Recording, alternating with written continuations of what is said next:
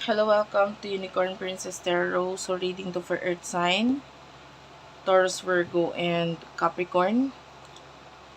Ayan. Kunin mo lang yung mga messages na magre-relate sa'yo, ha? So, kung hindi makaka-relate, hindi nakaka-resonate, huwag pilitin. May mga next readings pa. Pero kung makaka-relate ka, sana mag-comment ka dyan sa baba, mag-heart ka man lang, mag-like sa pinaka-video, at mag-subscribe sa mga hindi pa nakaka-subscribe. Okay?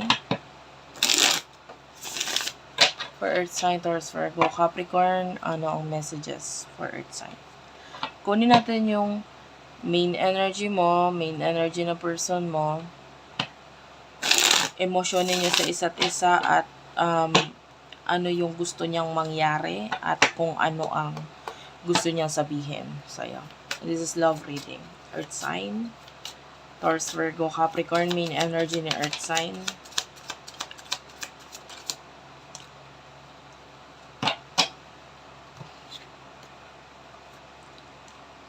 Eight of Pentacles, the Emperor, the Hierophant, ayan, dalawang major arcana. And the King of Cups, okay. You're busy. Nakikita natin, gusto mong kumita ng pera, gusto mong, pwedeng yung gabi ginagawa mong umaga yung iba sa inyo. Gusto mong kumita ng pera. The Emperor, I feel like you are the kind of person na gusto mong kumita ng pera pero medyo mataas ang ego mo. Ayan. With the Hierophant, you are also very traditional, very spiritual na person. And some of you pwede may mga tinuturuan ka spiritually or may natutulungan ka spiritually. Maybe as simple as pagka-confess or pagsasabi nila ng nangyayari sa buhay nila, problema nila, medyo gumagaan yung loob nila. So, part of you pwede nahihil mo or natutulungan mo yung kanilang emosyon na mapagaan. So, maybe that's your friend, family, or maybe other people. With the King of Cups, you are someone who really do have a lot of love to give. No? Mapagmahal ka talagang tao, maawain, and ito yung nagpapa-unique sa'yo. Okay? And unique in a way na pwedeng hindi ka katulad ng iba pagdating sa kahit yung iba, kahit nasa taas ka na, marunong ka pa rin lumingon sa pinanggalingan mo, may respeto ka pa rin kahit sa mga taong nasa paligid mo, kumbaga ganon. And anyway, you do have here the Five of Pentacles, so some of you pwede nagkakaroon ng problems with regards sa money. Yan. You want something to end. Gusto mo nang matapos.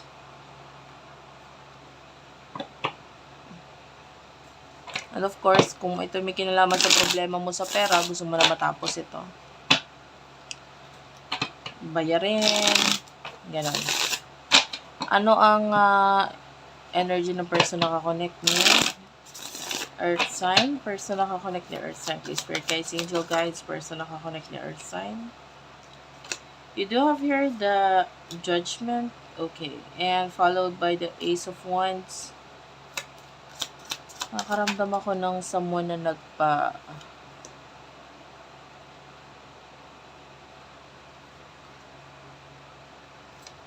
nagpahilot or may something na pinalagay sa katawan. This could be your reading.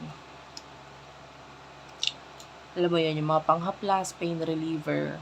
Anyway, kung wala, okay lang. Justice card is here. Dalawang major arcana rin para sa person mo. This person is nakikita natin yung paghanga ng person na ito sa'yo eh. No? You might feel like parang pangit or hindi maganda yung appearance mo, or pwedeng hindi ka satisfied, but yung person na ito is fascinated by you. Sobrang ang dami mong ginawa na enough na yon to prove yourself. Kasi maybe in the past, hindi ka naman ganyan. I'm hearing like maybe 5 to 10 years ago or even more, sa pagkakakilala sa'yo ng person na ito, hindi ka ganyan. Iba yung katayuan mo, iba yung buhay mo. And then natutunan mong patunayan dito sa taong to, kahit hindi mo siya kausapin or what, sa mga nakikita niya sa'yo, doon pa lang enough na yon para hangaan ka niya. Okay? And this person,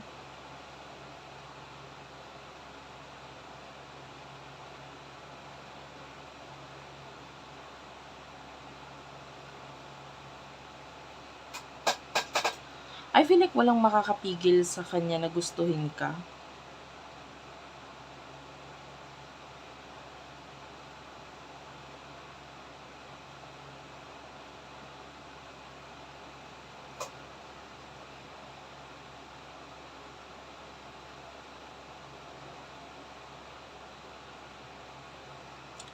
I'm feeling like this person is really obsessed with you.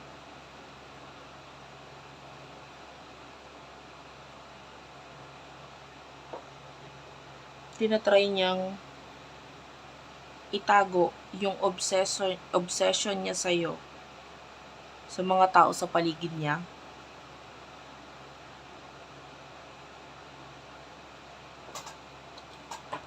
Anyway, anong emotion mo para sa taong to?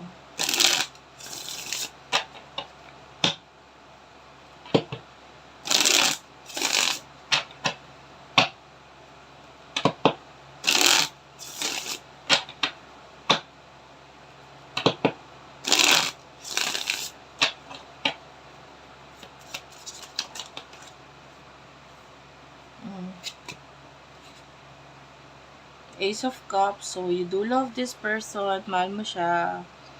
7 of Swords. And the Temperance.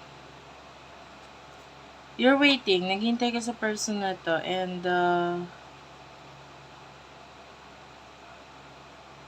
you're the kind of person na hindi ka titigil hanggat hindi mo nakukuha yung gusto mo.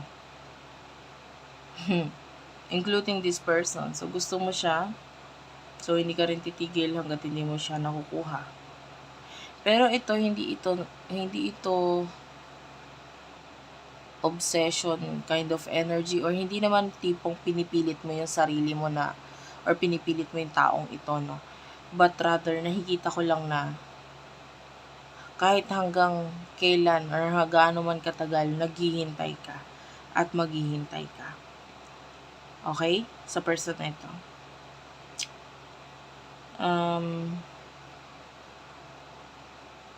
I like your energy, no? Lalo sa mga kaibigan mo. Kasi, you're the kind of person na gusto mo nang malaman or makilala ng tuluyan yung isang tao bago mo kaibiganin, or bago mo ibigay yung full trust mo sa taong to, mga taong to. Ganong klase ka ng tao. So, hindi ka masyadong nakikipag-usap or what sa isang tao hanggat hindi pa nila napapatunayan sa'yo na okay ako maging kaibigan, na ganito ako, ganyan. So, maybe you need proof, no? Or you need more time bago magtiwala sa isang tao, bago makausap ang isang tao. Emotion niya para sa'yo. Anong emotion niya para sa'yo? You do have your Strength card and 8 of Swords. Okay. 2 of Swords. parang wala talaga siya magawa. Gusto niya lang, this person is watching you. Gusto kanya, pero parang wala siyang magawa regarding doon. Strength card is here. So, this person, I see this as a karma. No? Parang, yeah, especially with the Four of Swords. Currently, meron siyang bagay na hinakarap ngayon na pwedeng hindi niya maalisan, and nakakita tayo dito ng mga kabote. It's like biglaang sumulpot sa buhay niya. And napapansin ko rin yung mga tattoo. So, might be it has something to do with something na sumulpot sa buhay ng taong ito na parang hindi na niya maaalisan or hindi niya maalisan or hindi niya pwedeng alisin basta-basta sa buhay niya. So, that the Two of Swords is like a decision mula sa person na ito na kahit gusto kanya with the Eight of Swords, with the Strength card, kailangan niyang magmatigas or pigilin. I feel like someone is being dominant here. Someone here is being manipulative. Someone here is nasusunod sa person na ito. So, okay, gusto kanya pero may nasusunod sa kanya. Okay? And some of you, oo, gusto mo siya or mahal mo siya, pero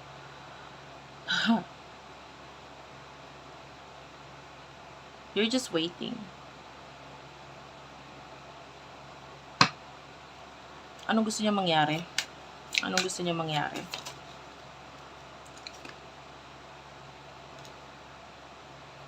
Ace of Swords is here.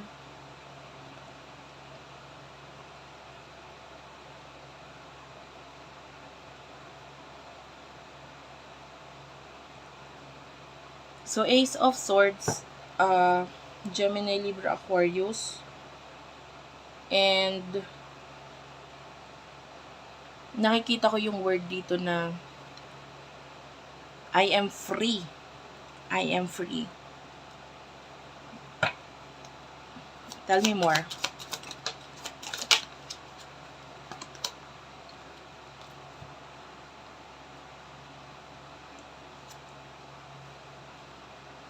Five of Pentacles, the Hanged Man,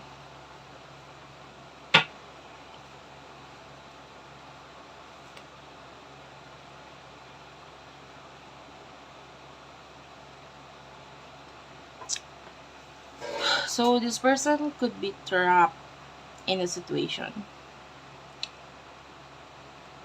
pero gusto niyang maging free dito sa bagay nito. With the Queen of Wands,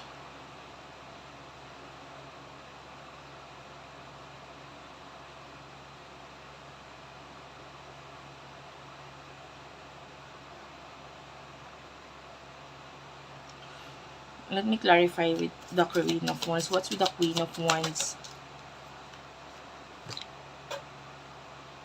Page of Wands and King of Wands. This person wants communication sa inyong dalawa. Page of Wands is communication. And nakikita kanya as the King of Wands. And siya yung Queen of Wands. So, gusto niya magkaroon ng communication sa inyo. Maybe communication about something, pwedeng kahit anong klaseng komunikasyon. Kamustahan, komunikasyon regarding pera, komunikasyon kahit anong topic. Basta gusto kanya makausap. And this person wants to talk to you. Yung gusto niya marinig yung boses mo. Ayaw niya ng messaging, email, or chat. And this person wants to hear your voice. And you do have your Five of Pentacles. So, I feel like feeling niya kasi may kulang. So, pag wala ka, pakiramdam niya may kulang, or pag di kanya naririnig, may kulang. So, gusto kanya marinig, gusto kanya makausap. Gusto niya malaman yung plano mo, the Two of Wands. So, ano yung gusto niya sabihin sa'yo? For Earth sign.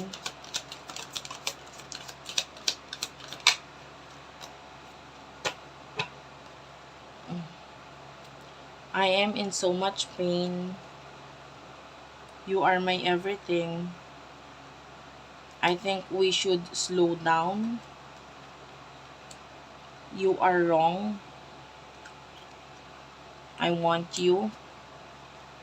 I am obsessed with your body. And the last message is, I am coming. Trust. So, gusto niya sabihin na nasasaktan siya ngayon kasi feeling niya ikaw yung lahat-lahat para sa kanya. Pero might be, you are wrong. Actually, the color here is red. So, kumbaga ang red is, kumbaga, stop yan eh. Or, when you this is showing to me as when you record, diba? It's like a stop button. Or dun sa ano ba ito? Stop light. So, this is the color for stop. So, maybe kung ano man yung nag-e-end sa inyo or nag-stop sa inyo, might be, kailangan talaga yon, no? So, yung person na ito, hindi rin siya agad nagmabilis or nagkaroon rin ng limitation sa inyo dahil sa kung ano man yung naging nagpa-stop sa connection. So, para sa kanya, kaya siya nag-i-slow down or hindi masyado nakikipag-connect or communicate sa'yo dahil dito. Pero kung ano man yung mga iniisip mo, mali yun kasi itong person na to gusto kanya. I want you. In fact, with the number 15, I am obsessed with your body. So, obsessed siya sa'yo. Lagi kanya iniisip. And I am coming, trust. I feel like this person, dadating din siya. Sa ngayon, kailangan lang muna niya ng space. Kasi hindi niya pa alam kung paano siya makikipag-usap or hindi niya pa alam kung paano sasabihin sa'yo. And you are very special. Okay? So, para sa person na ito, you are very special. Hindi ka nawala sa isip niya. You do have here, I want you to choose. Maybe if you do have choices, gusto niyang mamili ka muna doon sa choices na yun. And I am afraid to talk to you.